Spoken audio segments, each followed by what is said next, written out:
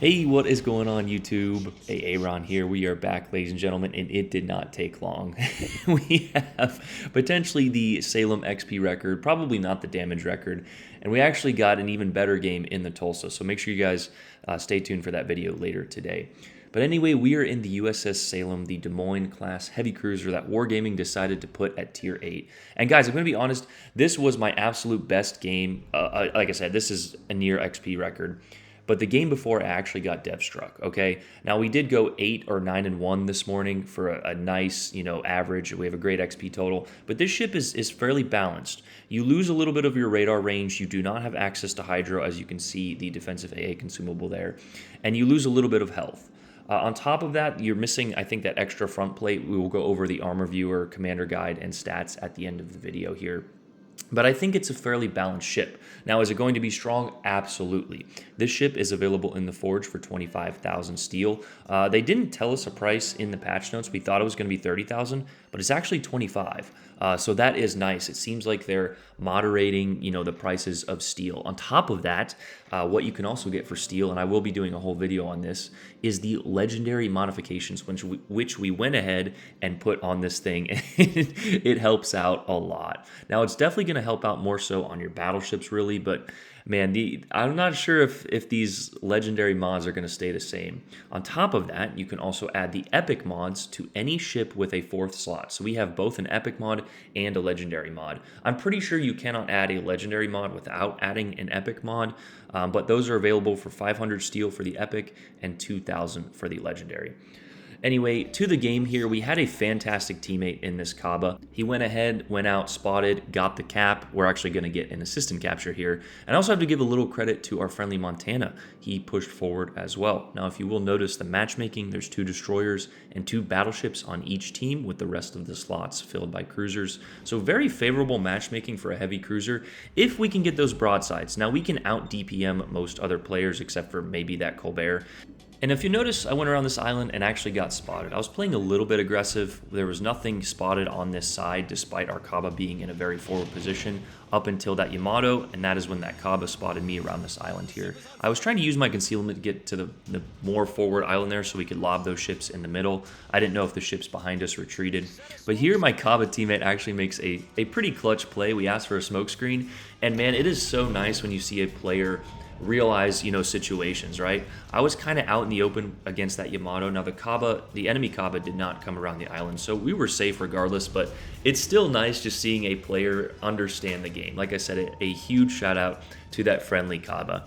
But anyway, that friendly Kaba is going out behind the island here, and we are going to utilize this smoke screen. Now, you need to be cautious of your smoke firing penalty. It's probably like, I don't know what it is, but I know that if I were to shoot here and that Kaba wasn't behind that island, we would be detected. But we're going to try and kill that Kaba. It looks as if he is hiding behind that island, probably because he is radared. But we actually have Montana support behind us. So we're going to go ahead and push this engagement. We're going to utilize this island cover. We get a fire on the Yamato in the meantime here. So, like I said, a little bit of a tricky spot. If I didn't have this teammate in this Kaba, this game probably wouldn't have turned out this way, or we could have potentially taken a lot more damage in this situation. So being cautious of your surroundings, utilizing island cover is all very good. Here, I was suspecting this Kaba was going to come out. I have the AP loaded on purpose. AP on a Kaba's broadside will absolutely decimate him. HE will as well, and I probably should have just had the HE. It's going to damage modules, but 6 overpens there. It's doing its thing. Now we need to be cautious of his torps and actually his guns as well. The Kaba smartly used AP on my broadside, and there's nothing I could do though. He's just going to be able to get my broadside. We're going to kill him. He's not going to kill us before we kill him, but we did take a little bit of unnecessary AP damage from that Kaba. Here we get a little unfortunate with RNG. We get the fire, but we moved ahead on this island here and only get 1 hit on the back there for the ghost shell. And because we are running the legendary mod, for every kill you get an extra 5% damage. So pay attention to the kills that we miss in this game, because if you can tell by the thumbnail, we get a lot, but there is one that we did miss. If you actually now look at the minimap and now the Yamato that is spotted, he moved up. If he would have pushed me, he might have killed me. A lot of battleship players fail to realize that if you sometimes push these heavy cruisers, especially ones without torpedoes, you put them at a disadvantage. But here he decides to retreat, which makes sense. It looks like his cruiser left his side. There was only 2 ships on this side, and his Kaba just died, as well as there being a Montana out there on the flank and a friendly Kaba in the cap here. Here we're going to utilize the pro tip that Peak taught. No, I'm just kidding. I posted a video a while ago in my Buffalo, telling players to utilize this tip, but Peak just made a video about it. So anyway, what we're doing is this tip is shooting around this island with our front guns without being detected. You will notice we do not have the eyeball on the screen, and that is because the Yamato can overmatch us, and it is just unnecessary to push out here, right? He is spotted, he's fired, he's in a tough spot. I'm not gonna lie, if I was this Yamato, I would be pretty mad, but this is a mechanic of the game, right? My ship's mast is behind the island here, and you will see very shortly, just because of the geometry of these islands and the Yamato moving forward, we will be detected, but the ship's mast is a good indicator, and with most ships, except for maybe battleships, you can poke your nose around the front there and shoot your front 2 guns or your front guns without being detected. Now, something to note is you want to touch the throttle. You will see me go slightly forward and then hit stop immediately just to give myself a little bit of gas. You can see I just did it right there. If you go full throttle, you will probably stick your nose out, and if this Yamato were to turn and get all guns on target in this situation, he may dev strike us, right? So just be wary of that. Here we're detected, but he's probably just raging at his controller now that he's triple fired. May I recommend fight fire with fire, Yamato? Because if that were the case, you probably wouldn't be on fire right now. But that is the DPM of the Salem. It is a Des Moines class cruiser. It has 203 millimeter auto loading cannons. We load the AP and go around the island. It was not necessary to go around the island there, but I just wanted the kill to get my legendary modification. So here we have triple epic boosters. So we have 3 times reload and 5% added damage. So we're cooking now, and you can see the scoreboard. Our team is doing decent, but we've lost 2 caps. But because our team held the side they spawn on, now we didn't really hold C, but we're holding B, and we won A here, we've got their broadside, right? I wanted to get a fire on this curve first. Also, if I eliminate the curve first, I can now bow tank every target in the game. The curve first and the Yamato were the only overmatch. That overmatches the 27 millimeter bow of the Salem. So if I get that curve first off the board, I'm sitting pretty, right? I can just bow tank, I can slightly angle, and we're good. Here, though, we have this Alaska, and I don't really want to play too much with this curve first, especially because our Kaba and our Montana are out there, so we'll let them take care of it. Now, I'm not sure what they were doing, but here we have a broadside Alaska, and I'm not going to lie, I feel like I got a little bit trolled with the RNG and the AP here. I feel like Salem is slightly less accurate, or I don't know. I've had some broadsides on some cruisers. Now, don't get me wrong, we absolutely decimate the enemy Des Moines. The enemy Des Moines was potentially a paid actor later in the game, but if you guys know, I feel like the Des Moines shooting in Alaska here is just getting a lot more than the tiny chunk damage that we did get. But anyway, we throw another shot, and unfortunately we missed that kill as well. So that is potentially 2 kills we have quote-unquote missed. And here is that curve first. Like I said, I thought he was dead, and we left him to our friendlies. And I don't know what happened, but we're going to shoot him anyway, right? We load the HE because he was angled, and then we switch to the AP. And he does actually take a Kaba Torp, which is nice for us because we just have a blistering rate of fire, and he's down to about 7,000 health there. And that is good night, Mr. Kerfurst. Thanks for playing. So now we have ×2 legendary mod and ×4 epic mod. These are really going to help you if you're a decent player, right? In these type of situations. Now, like I said, I do have to give a lot of credit to my team. They did a pretty good job here. If you will notice, though, we are spotted from the middle cap. We let our detection go down, but we're still detected, right? So that tells us there is a destroyer or another ship, but it's a destroyer in this case because you can see that B is contested, inside our concealment. Sometimes you do want to go guns hot, and that is why concealment module is a good choice. Here, though, we radar, and we're lucky. I've used the radar a few times this morning, and I didn't know that it only had an 8.5 range in my first game. So the radar is definitely one of the balancing factors. And here, again, we get a touch lucky, but we see that there is an Agir coming around. We're not really worried about the Colbert. And the reason we're not too worried about him is he's just going to be spamming HE as we tick the high caliber there. And we have a super heal. The Salem gets access to a super heal, so most fire damage and a few penetration damage. Now, Citadel damage, there's a few different factors, but you do not heal most Citadel damage. I want you guys to pay attention to this Agir's health. We switch to the AP. He's on fire. He has like less than 1,000 health. What do we get? 700 health. He's probably down to 200. He puts the fire out at the last possible moment. We take one more shot, but not before the Wooster can take, what, our third kill, potentially? So we should have already had the Kraken, but again, stay tuned, because it gets better. Here, though, we're utilizing island cover, as you always should. Again, just putting yourself in these positions. The Colbert thought we went dark, or thought we went behind that island.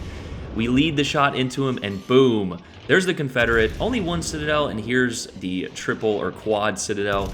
And I'm just thinking, like, okay, that should have killed him right there. Definitely should have killed him. I think he pops a heal. Should have died right there as well. Is somebody else going to take this kill? No, we actually get it for kill number 3. So we're maxed on our reload, and we have 15% added damage. Again, I felt like I should have dev struck that guy. You might say that he is potentially a paid actor, but he did angle. He showed the wherewithal to angle. At least initially, we weren't detected, and then he turned, and we caught him. But that is the danger of the Salem. You go broadside to this thing, and especially with the reload mod, a 4.5 reload, and you're in trouble. And that is when our paid actor, Mr. Des Moines of the game, sails broadside in front of us. Look at that dispersion. Should be at least 4 Citadels, right? Wah, wah. Only 1, but he's still sailing broadside there. Turning a little bit out, so we aim a little bit higher. We get trolled with dispersion on these next 2 salvos, but we actually rack 4 Citadels there. And again, sailing broadside in front of a Des Moines class cruiser, whether it's the Salem or the USS Des Moines, not a good idea. But here we have almost positioned ourselves perfectly. That Kronstadt was behind that island, and there he pops up. I'm not too worried about that Des Moines. I would like to get that kill, though, for the Kraken. And we do have that Kaba and another cruiser, you know, a few cruisers behind us. But here, the Kronstadt, I'm guessing he was kiting away from the ships to the south, and he decides to sail broadside. You can always tell it's update day. I think he was focused on the ships behind me, but he should have been paying attention to me. And here, again, I think we just get a little bit trolled. Like I said, if this is the Des Moines or the Baltimore even, or the Buffalo, I feel like I'm getting better AP salvos. Now, we have got some nasty salvos on some battleships, but maybe just not the salvos I'm used to, or the salvos I really wanted.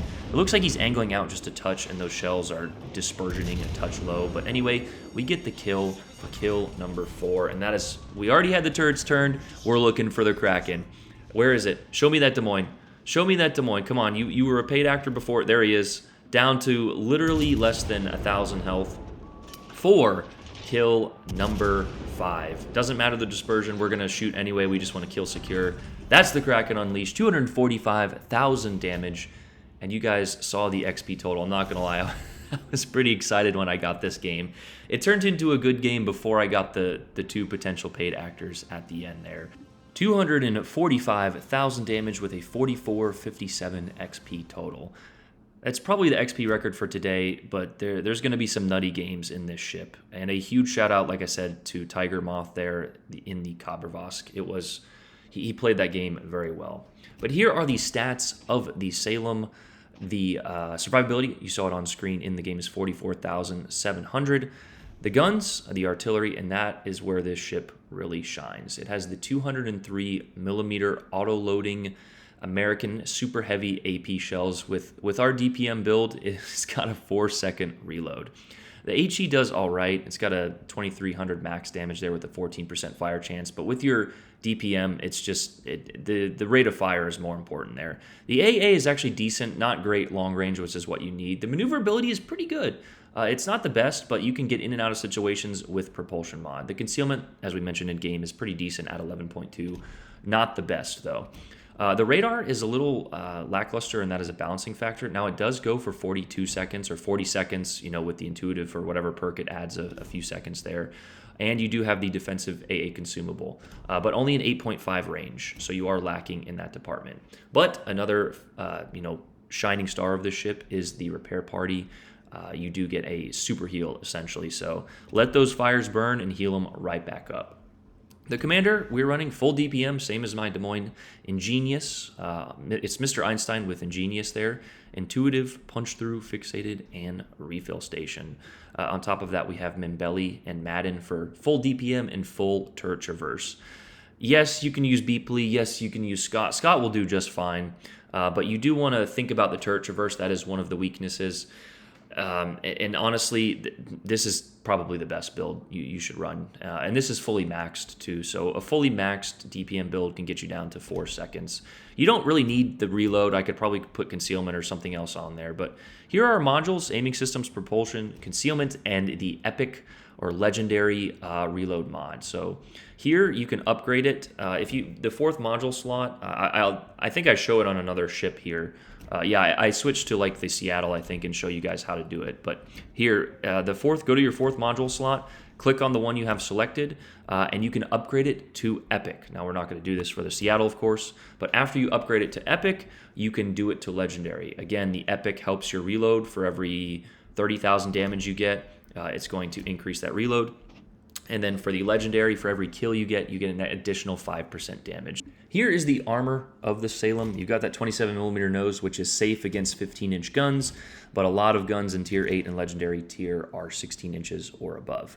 And you've got an above-water citadel, so do not show broadside, as that enemy Des Moines did. You're not very protected from the front. Now, you can angle, but you're very easily overmatched. So you're going to want to utilize island cover. That and target the battleships first. So if you're a battleship player, you see a Salem, go ahead and target it. Here are my stats for the morning.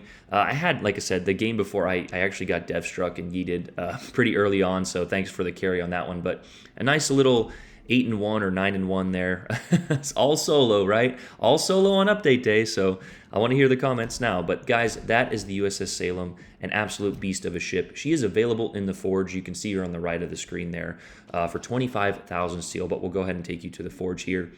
So if you've been saving up your steel, I would get the Salem. It's a great ship. It's a moneymaker. Not really a moneymaker. It says that in the description, but I got, I think, 900,000 credits from this game at Tier 8. So if you do well, you're going to be cranking out some decent credits. Tier 7 is still probably better for that, but it is available in the Forge. Hope you guys enjoyed that video. Let me know what you guys think in the comments down below. Was that a pretty epic replay? I thought it was, but love you guys. Hope you guys have a great update day, great Monday. Hey, Aaron out. Peace.